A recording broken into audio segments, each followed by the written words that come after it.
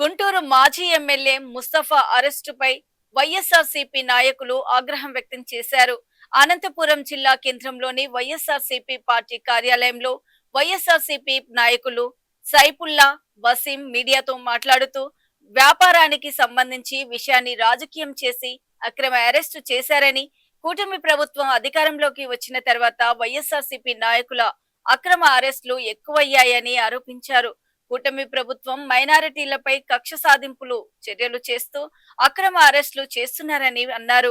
ఎన్ని అక్రమ అరెస్టులు చేసినా వైఎస్ఆర్సీపీకి మైనారిటీల సపోర్టు ఎప్పుడూ ఉంటుందని వారు తెలిపారు.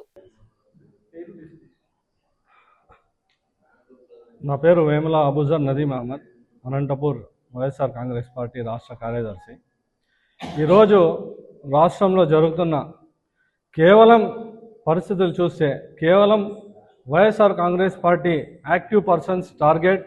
అలాగే ఈరోజు అప్పలరాజు గారు అయితేనేమి, గతంలో చూసాం మనము అంబటి రాంబాబు గారు అయితేనేమి, ప్రతి ఒక్కరిపైన కేవలం వీళ్ళందరూ వైఎస్ఆర్ కాంగ్రెస్ పార్టీ ప్రజల్లో మంచి స్థానం సాధించి సక్సెస్ అయిన పర్సన్స్. సో వీళ్ళకి డైవర్ట్ చేయడం, ఇలా డైవర్ట్ చేయడంలో నంబర్ 1 చంద్రబాబు నాయుడు కానివ్వండి. ఎందుకంటే ఇప్పటి నుంచి చంద్రబాబు నాయుడు గారు కాదు, చంద్రబాబు నాయుడు జీ, బికాజ్ మోడీజీతో వాళ్ళు ఉన్నారు. కాబట్టి మనం ఈరోజు చూసే పరిస్థితి, మన ముస్తఫా అన్న, ఆయన ఒక్క మచ్చ లేని మనిషి. ఊరిలో ప్రతి ఒక్కరికి అడిగితే చెప్తారు ఆయన. అందరికీ నమస్కారం.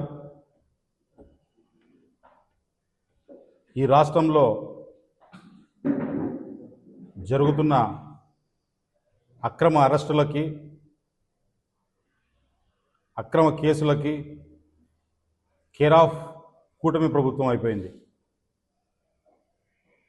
ఈ మధ్యకాలంలో ప్రతి చిన్న విషయానికి కూడా బెదిరింపులు, పోలీస్ స్టేషన్లకు పిలిపియడము, ఇవి ఈ కూటమి ప్రభుత్వం వచ్చిన తర్వాత సర్వసాధారణం అయిపోయింది. ఈ మధ్యకాలంలోనే అనేక మంది ఎక్స్ఎమ్మెల్యేలను,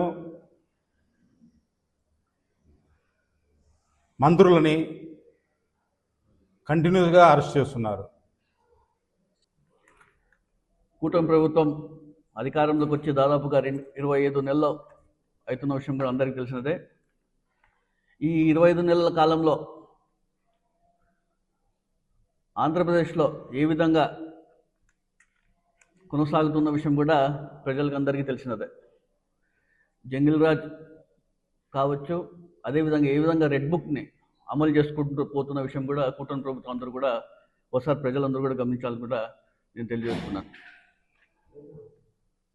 ఈరోజు ఆంధ్రప్రదేశ్లో చూసుకుంటే పోలీసులు ప్రజల్ని రక్షించాల్సింది పోయి పోలీసులే చట్టాన్ని చేతిలో తీసుకొని కొంతమంది అధికారులు, కూటమి నాయకులు